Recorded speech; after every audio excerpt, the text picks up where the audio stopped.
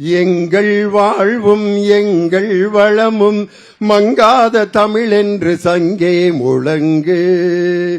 எங்கள் பகைவர் எங்கோ மறைந்தார், இங்குள்ள தமிழர்கள் ஒன்றாதல் கண்டு பொங்கு தமிழர்க்கு இன்னல் விளைத்தால் சங்காரம் நிஜமென்று சங்கே முழங்கு.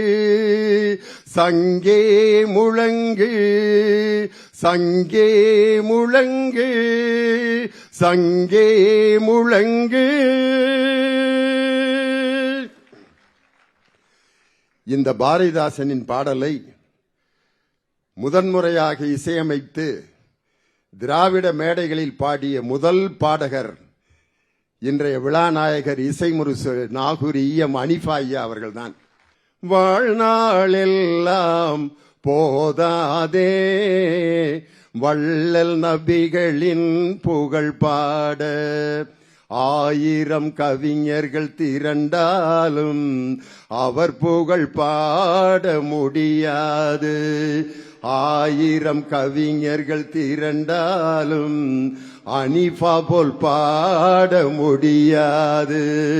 வாழ்நாளெல்லாம் போதாதே வள்ளல் நபிகளின் புகழ் பாட. இந்நிகழ்ச்சியில் எனக்கு முன்னால் உரையாற்றி நாகூர் அனிஃபாவினுடைய அந்த நூற்றாண்டு விழாவில் ஒரு மாபெரும் அரசியல் முழக்கத்தை இங்கே வழங்கிய என் இனிய தம்பி, அவர் துபாயில நாகூர் அனிஃபாவோட நூற்றாண்டு விழாவுக்கு என்னை கூப்பிட்டிருந்தார். அங்க அனிஃபா ஐயாவோட பாட்டு ஒன்று பாடினாரு. அதை கூட அவர் சரியா பாடல.